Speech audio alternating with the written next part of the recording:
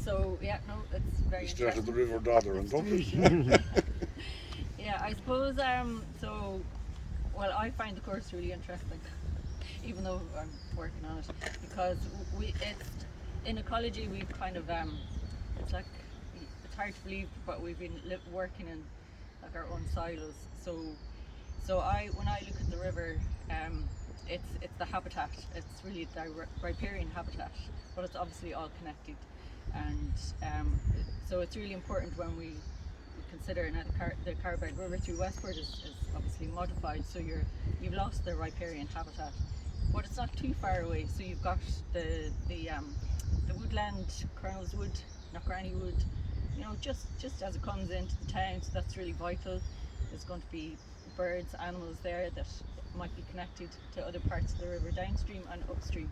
So I suppose my perspective is that the riparian habitat, and obviously the services that the riparian habitat offers to the river in terms of filtration, holding the sediment, and then that links into the water quality and the salmonids, the quality of the habitat within the river, whether it's full of sediment.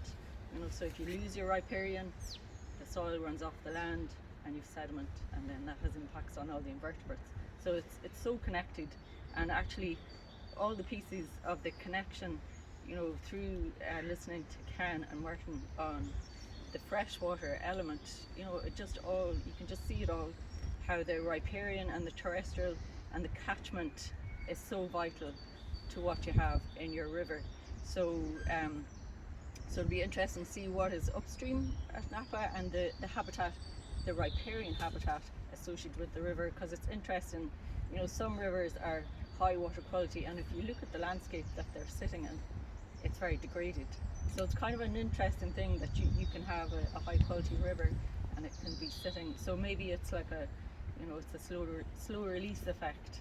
And the other thing is the flood, the flood issue, which was the report. That was a very short report. I know there's a flood issue for the town, and that whole balance between engineering and nature-based solutions, which is something that is growing. There's a growing momentum to considering and using nature-based solutions. And there's a really good talk. I don't know if you saw it, by Mary Burke, and there's great clarity. She describes what river systems used to look like. She talks about the fingerprint of the river, where the river course used to be, and there's little depressions, and they can be used to enhance. So basically, and we've taken away the land's natural ability to absorb water, but there's potential there to restore those soakage areas. So that's We wider. can send a link to that talk around. Yeah. We'll put it up on, there's a website for the project as well. It's mayo.waters-project.com, and we'll send that link around as well. So we have No, it's great, because with this, so I'd be thinking of the biodiversity, but it all comes together. If we start to restore wetlands and they soak water higher up the river, you get less flooding downstream and you put your biodiversity back.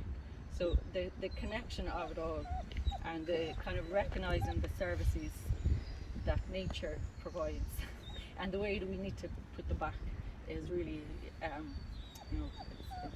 it's a great program for demonstrating how that works.